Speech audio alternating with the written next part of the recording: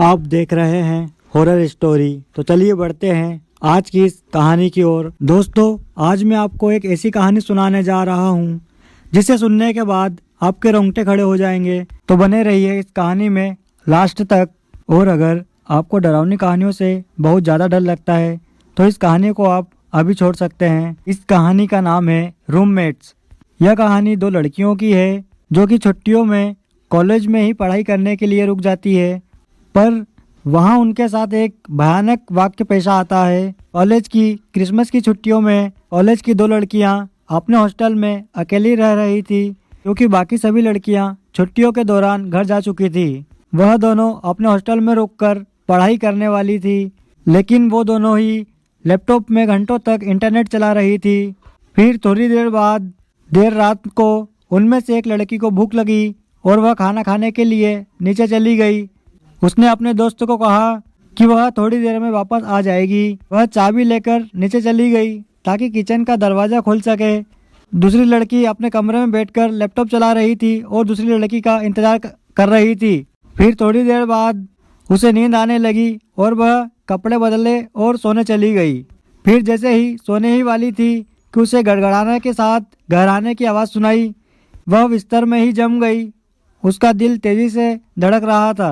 वह आवाज़ तो बंद हो गई थी, लेकिन उसकी जगह उसे घसीट का शोर सुनाई देने लगा।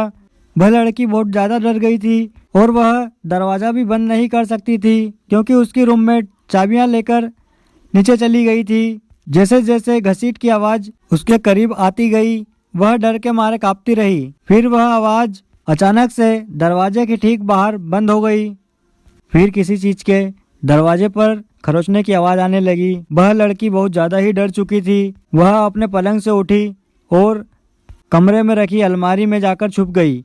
वह लड़की इतना डर चुकी थी कि वो डर के मारे हिल भी नहीं पा रही थी। दरवाजे के बाहर से खरोच की आवाज़ उसे लगातार सुनाई देती रही, पर किसी तरह अलमारी में उसे नींद आ गई। जब सुबह हुई तो वह धीरे धीरे अलमारी से बाहर निकली। अब खरोचने की आवाज़ बंद हो चुकी थी, लेकिन वह अभी भी दरवाजा खोलने से डर रही थी। उसने जब अपनी खिड़की से बाहर देखा तो नीचे एक डाकिया गुजर रहा था। उसने उससे मदद के लिए आवाज़ लगाई। फिर उसे डाकिया के कदमों की हॉस्टल में आने की आवाज़ सुनाई दी, जो सीढ़ियों से होते हुए हॉल में आ रहा था। अचानक उसके कदमों की आवाज़ रुक गई। लड़की ने रोते हुए पूछा कि क्या हुआ, सब ठीक है? लेकिन कुछ देर तक तो कोई आवाज़ सुनाई नहीं दी। फिर थोड़ी देर बाद उसने कहा कि हाँ, सब ठीक है। फिर उस डाकिया ने कहा कि तुम अपने कमरे में ही रहना, मैं पुलिस को बुलाकर ला रहा हूँ। लड़की ने पूछा कि क्या बात है? कुछ नहीं, डाकिया ने कहा, बस जहाँ हो वहीं रहो और बाहर मत आना। लेकिन लड़की पहले से ही दरवाज़ा खोलने वाली थी। लड़की ने जैसे ही दरवाज़ा खोला तो उसने देखा कि डाकिया उसके सामने खड़ा है। उसका चेहरा पीला पड़ गया है और उसकी आंखें डर के मारे खुली पड़ी थी।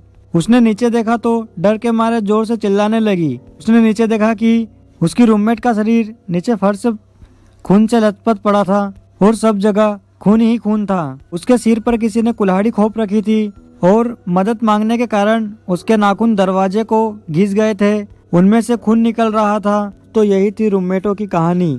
आज की कहानी में बस इतना ही। कहानी अगर अच्छी लगी हो तो वीडियो को लाइक और